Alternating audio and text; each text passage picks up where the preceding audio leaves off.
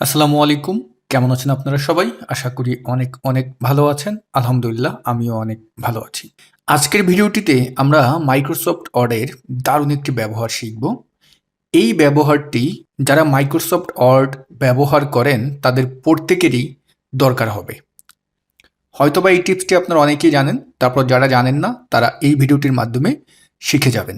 আজকে আমরা যেটা শিখব সেটা হলো দেখুন, আমরা যখন মাইক্রোসফট ওয়ার্ডে কোনো কিছু লিখি, লেখার পরে আমাদের অনেক সময় আছে এরকম dash dash, hyphen, dot dot এভাবে দেওয়া লাগে কিন্তু। বিশেষ করে আপনি দেখবেন সিগনেচারের ক্ষেত্রে দেওয়া লাগে, কেউ যদি সিভি বা রিজুমি তৈরি করে সেই ক্ষেত্রে দেওয়া লাগে। বিভিন্ন সময় আপনার লাগেই লাগে ভাই।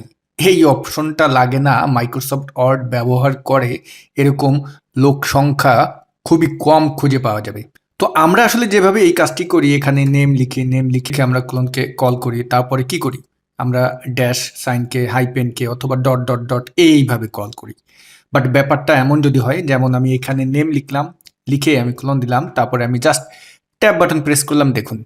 তারপরে আবার আমি যদি এখানে ডেজিগনেশন লিখি, সরি আমি বানানটা ভুল হয়ে গেছে, লিখে আমি যদি ক্লোন দিয়ে তারপর যদি আবার ট্যাব বাটন দিই, দেখুন অটোমেটিক একদম পারফেক্ট যেই মাপটা সেটা নিয়ে নিচ্ছে। এরিয়া ক্লোন দিলাম, ট্যাব দিলাম, ওয়াও কত সুন্দরভাবে, মানে এখানে কোনো গ্যাপই নেই।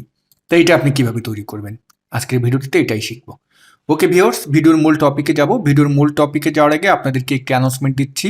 মে মাসের 5 তারিখ থেকে আমাদের Microsoft office basic to advance online live কোর্সের নতুন ব্যাচের ক্লাস শুরু হতে যাচ্ছে। হাতে আর অল্প কয়টি দিন বাকি আছে। যারা ভর্তি হতে চান ভিডিও ডেসক্রিপশন বক্সে দেখবেন কোর্সের লিঙ্ক দেওয়া আছে, অথবা স্ক্রিনে আপনারা যে নাম্বারটি দেখতে পারতেছেন এই নাম্বারটিতে সকাল 10টা থেকে রাত 8টার ভিতর ফোন দিবেন, তাহলে আপনারা কোর্স সম্পর্কে সকল তথ্য জানতে পারবেন।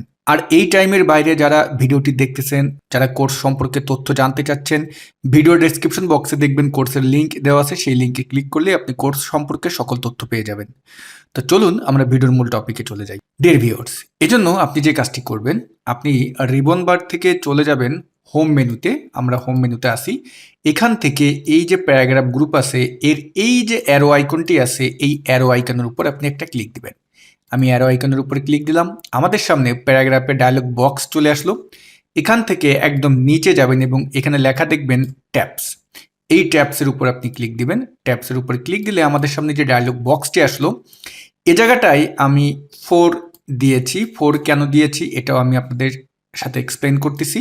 দেখুন, আমি যখন এখানে এই যে ডট ডট ডট দিলাম, এটা কিন্তু একটা নির্দিষ্ট মাপ নিয়ে নিচ্ছে যখন আমি ট্যাব বাটন প্রেস করতেছি। এখানে কিন্তু একদম অ্যালাইনমেন্টটা কিন্তু ঠিক আছে। তা এই জায়গাটা হলো যে 4 উপরে যদি আমরা আমাদের যেই রুলারটা অর্থাৎ স্কেলটা দেখি, এখানে দেখবেন এই 4-এর উপরে একটা এল এর মতো একটা দাগ আছে।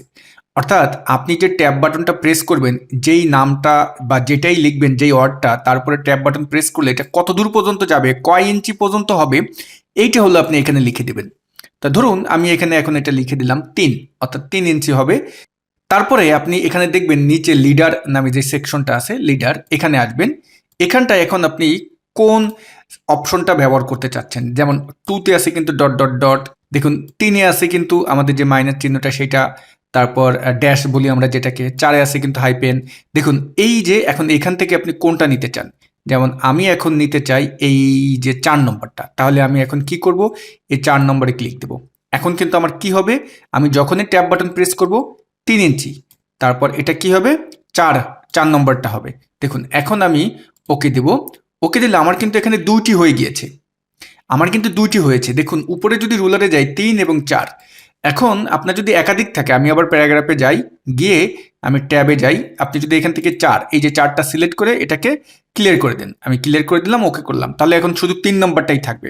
দেখুন এখন এখানে আমি যদি যাই, আমি সব ডিলিট করে দিই, ট্যাব বাটন প্রেস করে দেখুন আমার কিন্তু সুন্দরভাবে চলে আসলো। তারপর যদি আমি এরিয়া লিখে ক্লোন দিয়ে আমি যদি আবার ট্যাব দিই, দেখুন, তারপর আমি যদি লিখি ডিওবি লিখে যদি আমি এখন ট্যাব বাটন প্রেস করি, ওয়াও সুন্দরভাবে মাপটা নিয়ে নেবে, অ্যালাইনমেন্ট সব কিছু ঠিকঠাক থাকবে। তো ডিয়ার ভিউয়ার্স, ভিডিওর টপিকটি কেমন লাগলো কমেন্টস করে জানাতে ভুলবেন না।